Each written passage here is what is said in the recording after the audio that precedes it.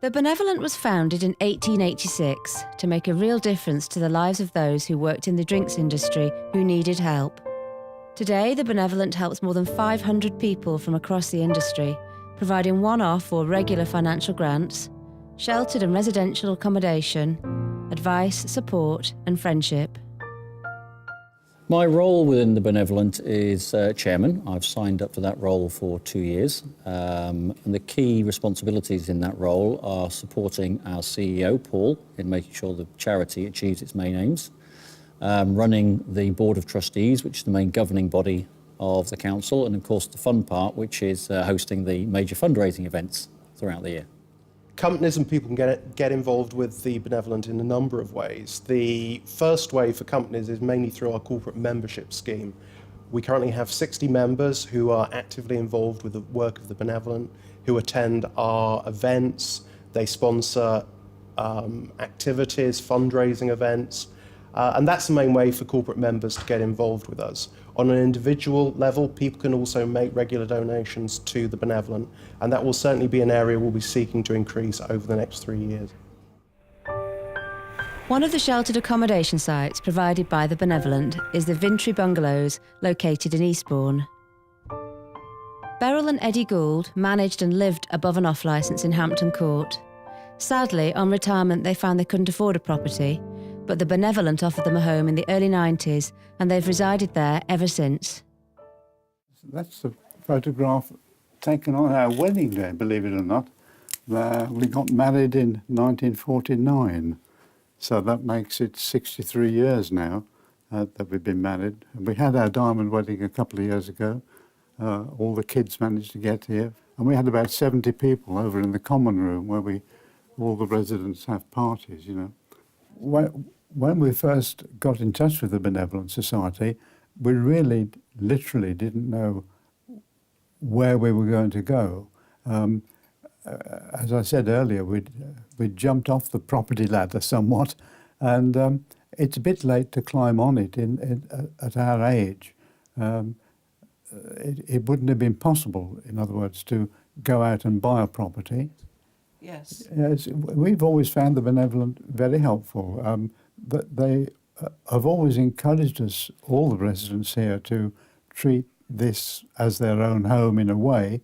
But the comforting thing is knowing that if the boiler blows up or the radiator leaks, we haven't got to dash around finding a man to do the job and find the money to pay for it. At the age of 43 and after 21 years working in the drinks industry, Mike Mackenzie decided it was time for a change and took a post with an aid agency in Bosnia. Sadly, during this time he was involved in a road accident which left him paralysed from the chest down and wheelchair bound. Over the years, Mike has received ongoing help and support from the Benevolent and its partners. The Benevolent made a huge difference to my life, particularly following my injury, where I really thought I wouldn't be able to do anything ever again.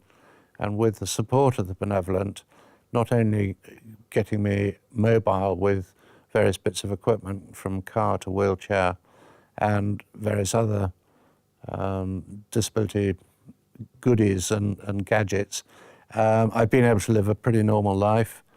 Companies in the wine and spirit trade should support the Benevolent because nobody knows their future, and something like the injury I sustained takes but a second but lasts a lifetime, and the Benevolent really is there for unexpected disasters for people who've been in the trade for a long time or even a short time, and it is, as the word suggests, benevolent to help out those that need it, that have given their time, service and energy to the trade, and the trade need to support everybody within it.